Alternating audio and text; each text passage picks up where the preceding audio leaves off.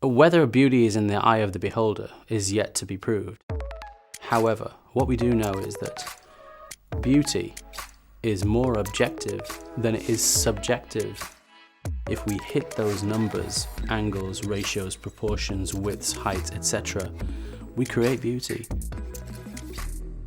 It's really about honing and optimizing your skills and knowledge so that you can take away all of the pearls and different gems that we share from all over the world, and you can apply it to your practice, which means that ultimately your practice becomes stronger. But let's get back to basics. What does the patient actually need? How do we get there? By assessing them properly, making a treatment plan. Fillers are changing, they're getting better all the time. Therefore, as a practitioner, medical education has to be the cornerstone of your practice. Do this for the right reason.